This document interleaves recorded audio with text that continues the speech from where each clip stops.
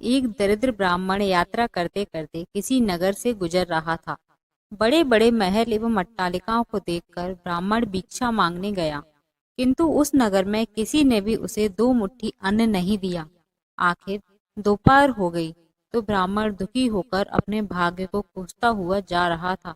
सोच रहा था, कैसा मेरा दुर्भाग्य है, इतने बड़े नगर में मुझे खाने के लिए दो मुट्ठी अन्न तक नहीं मिला।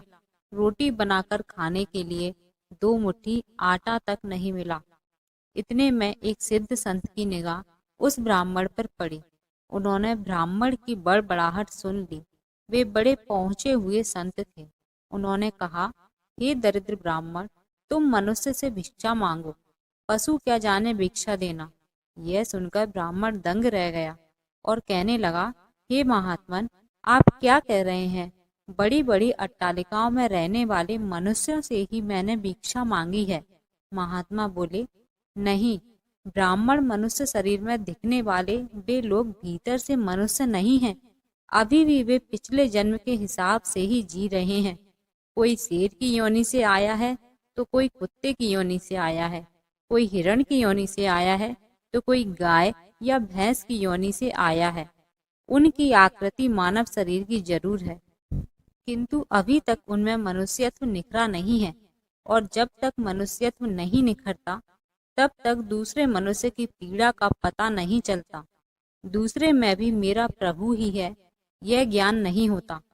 तुमने मनुष्यों से नहीं पशुओं से भिक्षा मांगी है। ब्राह्मण का चेहरा दुख व निराशा से भरा था। सिद्ध पुरुष तो दूरदृष्टि के धनी होते हैं। उन्होंने कहा, देख ब्राह्मण, मैं तुझे यह चश्मा देता हूँ। इस चश्मे को पहन कर जा और कोई भी मनुष्य दिखे उससे भिक्षा मांग, फिर देख क्या होता है। वह दरिद्र ब्राह्मण जहाँ पहले गया था वहीं पुनः गया और योग सिद्धि कला वाला चश्मा पहनकर गौर से देखा। ओहो, वाकई कोई कुत्ता है, कोई बिल्ली है, तो कोई बघेरा है। आकृति तो मनुष्य की है, लेकिन संस्कार पशुओं के हैं। मनुष्य होने पर भी मनुष्यत्व के संस्कार नहीं है। घूमते घूमते वह ब्राह्मण थोड़ा सा आगे गया तो देखा कि एक मोची जूते सिल रहा है। ब्राह्मण ने उसे गौर से देखा तो उसमें मनुष्यत्व का निखार पाया। ब्राह्मण ने उसके पास जाकर कहा, भाई तेरा धंधा तो बहुत हल्का है और मैं हूँ ब्राह्मण, रीति रिवाज एवं कर्म कांड को बड़ी चुस्ती से पालता हूँ। मुझे बड़ी भूख लगी है, इसलिए मैं तुझसे मांगता हूँ, क्योंकि मुझे तुझमें मनुष्यत्व दिखा है। उस मोची की आंखों से टप टप आंसू बरसने लगे। वह बोला, हे प्रभु, आप भूखे हैं? हे मेरे भगवान, आप भूखे हैं?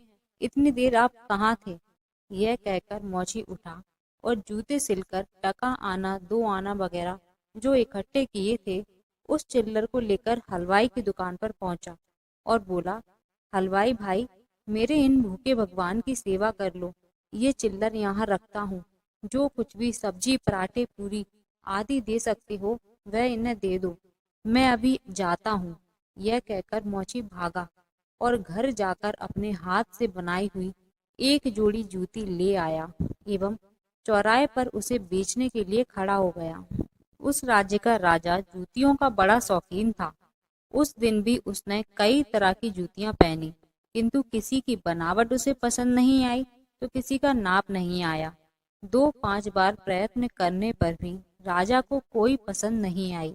तो राजा मंत्री से क्रुद्ध होकर बोला, अगर इस बार ढंग की जूती लाया तो जूती वाले को इनाम दूंगा, और ठीक नहीं लाया तो मंत्री के बच्चे तेरी खबर ले लूंगा।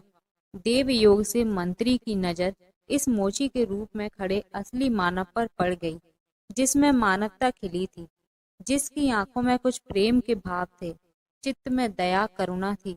ब्राह्मण के संग का थोड़ा रंग लगा था। मंत्री ने मोची से जूती ले ली एवं राजा के पास ले गया। राजा को वह जूती एकदम फिट आ गई, मानो वह जूती राजा के नाप की ही बनी थी। राजा ने कहा, ऐसी जूती ऐसी जूती तो मैं पहली बार ही पहन रहा हूँ। किस मोची ने बनाई है ये जूती? मंत्री बोला, हुजूर, ये मोची बाहर ही खड़ा है। मोची को बुलाया गया। उसको देखकर राजा की भी मानवता थोड़ी खिली। राजा ने कहा, जूती के तो 5 रुपए होते हैं, किंतु यह 5 रुपयों वाली नहीं है, 500 रुपयों वाली जूती है। जूती बनाने वाले को 500 और जूती के 500, कुल 1000 रुपए इसको दे दो। मोची बोला, राजा जी तनिक ठहरिए, ये जूती मेरी नहीं है, जिसकी है उसे मैं अभी ले आता हूँ। मोची जाकर विनय पूर्वक उस ब्राह्मण को राजा के पास ले आया एवं राजा से बोला, राजा जी ये जूती इन्हीं की है। राजा को आश्चर्य हुआ, वह बोला, यह तो ब्राह्मण है, इसकी जूती कैसे? राजा ने ब्राह्मण से पूछा तो ब्राह्मण ने कहा, मैं तो ब्राह्मण हूँ, यात्रा करने निकला हूँ। राजा, मोची जूती तो तुम बेच रहे थे, इस ब्राह्मण ने जूती कब खरीदी और बेची? मोची ने कहा, राजन मैंने मन में ही संकल्प कर लिया था कि जूती की जो रकम आएगी वह इन ब्राह्मण देव की होगी। जब रकम इनकी है तो मैं इन रुपयों को कैसे ले सकता हूँ, इसीलिए मैं इन्हें ले आया हूँ। ना जाने किसी जन्म में मैंने दान करने का संकल्प किया होगा और मुकर गया होऊंगा, तभी तो यह मोची का चोला मिला है। अब भी यदि मुकर जाऊं तो ना जाने मेरी कैसी दुर्गति हो, इसीलिए राजन ये रुपए मेरे नहीं हुए। मेरे मन में आ गया था कि इस जूती की रकम इनके लिए होगी, फिर 5 रुपए मिलते तो भी इनके होते और 1000 मिल रहे हैं तो भी इनके ही हैं।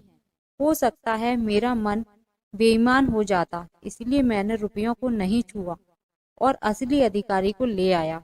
राजा ने आश्चर्यचकित होकर ब्राह्मण से पूछा, ब्राह्मण मोची से तुम्हारा परिचय कैसे हुआ? ब्राह्मण ने सारी आप बीती सुनाते हुए सिद्ध पुरुष के चश्मे वाली बात बताई और कहा कि राजन आपके राज्य में पशुओं के दर्शन तो बहुत हुए, लेकिन मनुष्यत्व का अंश इन मोची भाई में ही नजर आया। राजा ने कौतूहल बस कहा, लाओ वह चश्मा जरा हम भी देखें। राजा ने चश्मा लगाकर देखा तो दरबारियों में उसे भी कोई सियार दिखा तो कोई हिरण, कोई बंदर दिखा तो कोई रीछ। राजा दंग रह गया कि यह तो पशुओं का दरबार भरा पड़ा है। उसे हुआ कि ये सब पशु हैं तो मैं कौन हूँ? उसने आईना मंगवाया एवं उसमें अपना चेहरा देखा तो शेर। उसके आश्चर्य की सीमा न रही। ये सारे जंगल के प्राणी और मैं जंगल का राजा शेर, यहाँ भी इनका राजा बना बैठा हूँ। राजा ने कहा, ब्राह्मण देव, योगी महाराज का यह चश्मा तो बड़ा गजब का है। वे योगी महाराज कहाँ होंगे? ब्राह्मण, वे तो कहीं चले गए। ऐसे महापुरुष कभी कभी ही और बड़ी कठिनाई से मिलते हैं। श्रद्धावान ही ऐसे महापुरुषों से लाभ उठा पाते हैं। बाकी तो जो मनुष्य के चोले में पशु के समान है, वे महापुरुष के निकट रहकर भी अपनी पशुता नहीं छोड़ पाते। ब्राह्मण ने आगे कहा, राजन अब तो बिना चश्मे के भी मनुष्यत्व को परखा जा सकता है। व्यक्ति के व्यवहार को देखकर ही पता चल सकता है कि वह किस योनि से आया है। एक मेहनत करे और दूसरा उस पर हक जताए तो समझ लो कि वह सर्प योनि से आया है, क्योंकि बिल खोदने की मेहनत तो चूहा करता है, लेकिन सर्प उसको मारकर बिल पर अपना अधिकार जमा बैठता है। अब इस चश्मे के बिना भी विवेक का चश्मा काम कर सकता है और दूसरे को देखें उसकी अपेक्षा स्वयं को ही देखें कि हम सर्प योनि से आए हैं कि शेर की योनि से आए हैं, या सचमुच में हम में मनुष्यता खिली है। यदि पशुता बाकी है तो वह भी मनुष्यता में बदल सकती है। कैसे? कुसंस्कारों को छोड़ दें, बस अपने कुसंस्कार आप निकालेंगे तो ही निकलेंगे। अपने भीतर छुपे पशुत्व को आप निकालेंगे तो ही निकलेगा। यह भी तब संभव होगा जब आप अपने समय की कीमत समझेंगे। मनुष्यत्व आए तो एक एक पल को सार्थक किए बिना आप चुप नहीं बैठेंगे। पशु अपना समय ऐसे ही गवाता है। पशुत्व के संस्कार पड़े रहेंगे तो आपका समय बिगड़ेगा। अतः पशुत्व के संस्कारों को आप बाहर निकालिए एवं मनुष्यत्व के संस्कारों को उभारिए। फिर सिद्ध पुरुष का चश्मा नहीं वरन अपने विवेक का चश्मा ही कार्य करेगा, और इस विवेक के चश्मे को पाने की युक्ति मिलती है हरि नाम संकीर्तन व सत्संग से। तो हे आत्मजनों, मानवता से जो पूर्ण हो वही मनुष्य कहलाता है। बिन मानवता के मानव भी पशु तुल्य रह जाता है। तो दोस्तों आज की कहानी यहीं समाप्त होती है। वीडियो पसंद आई हो तो वीडियो को लाइक और चैनल को सब्सक्राइब जरूर करें। धन्यवाद।